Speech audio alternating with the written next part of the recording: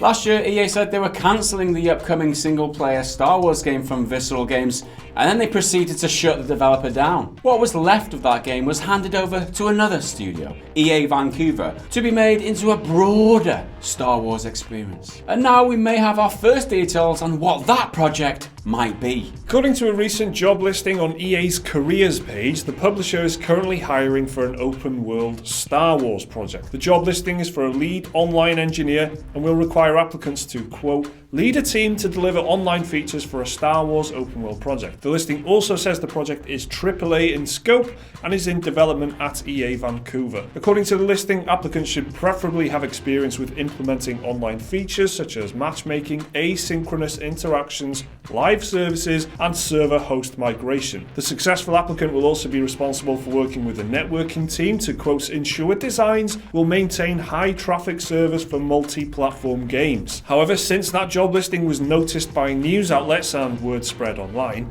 EA have changed the job description specifically to remove any mention of the open world aspect of the project. Well, that's not surprising that they changed their minds, and they used to reacting to the news recently. As far as EA is concerned, they might as well just do a loot box where like your responsibilities might be random. Like just come out of a loot box and you don't know what you're going to get for a job until you open the box, and it's glorious opening of loot boxes. That'd be right. And your salary as well. Like you never know what you're going to get for a salary. 1 week it might be a little bit. Next week, it's so exciting. Loot boxes. Yay.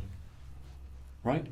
There's also another slightly older job listing for EA Vancouver, but this time it's for a creative director. This job listing is asking for a talented and experienced senior creative director who will help craft the vision and execution of a compelling, innovative, and immersive Star Wars experience. The creative director role also asks applicants to act as a guiding creative force for the game, providing vision as well as making sure the experience delivers on core design philosophies, quality, and innovation. So it's likely this open world Star Wars project is being made from the remnants of Visceral's project. The details in these job listings also echo similar statements made last year by EA Executive Vice President Patrick Soderlund about the cancellation of Visceral's Star Wars game. At the time, Soderlund said, quote, we are shifting the game to be a broader experience that allows for more variety and player agency, leaning into the capabilities of our Frostbite engine and reimagining central elements of the game to give players a Star Wars adventure of greater depth and breadth to explore. Well, firstly, it's about damn time, because I want a open world Star Wars game, please. I don't know why it's taken this long. You've had the deal for a long time, EA, but never mind, I guess it's happening now. How far off is this now? Because it feels like if they've reset a game last year, they've shut down the studio, they've transferred development elsewhere, this has still got to be a long way off, right, before we get anything of this. I guess I'm pretty excited, and I'm also a bit hopeful that EA won't make an absolute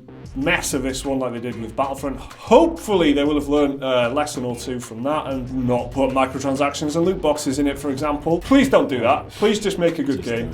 That's what I want. You got to imagine that they have learned the lesson and they're going to be under the microscope. Everyone's going to be thinking, what the hell are EA going to do with the next Star Wars game? And any hints of microtransactions, it would blown up straight away in the media right shortly. That needs to be their first announcement. Before they announce the game, or the game's title, or any trailer, they need to go, there's no microtransactions in our next Star Wars game. That's what they need to do first. I've already seen a lot of skepticism to this online, and I guess it's understandable, totally understandable if you're looking forward to Battlefront 2. They were promising a lot of content moving on from 2015's Battlefront, which was a bit underwhelming. And they kind of did do that, but then with a massive caveat of being one of the most controversial and criticised games of all time.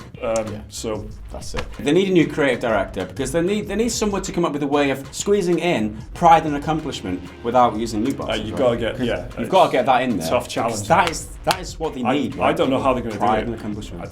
Without loot boxes. Yes. It's fucking insane. What a job that person has. I wouldn't do that. So do you guys hold out any hope at all for this game, or are you just burnt out by the whole Battlefront stuff? Let us know down in the comments below. Like the video if you enjoyed it. Subscribe if you're new around here. Check out another one of our videos on your screen there. If you want to support the channel, there's a link to Patreon right there. And we will see you again in the next video. Until then, bye for now.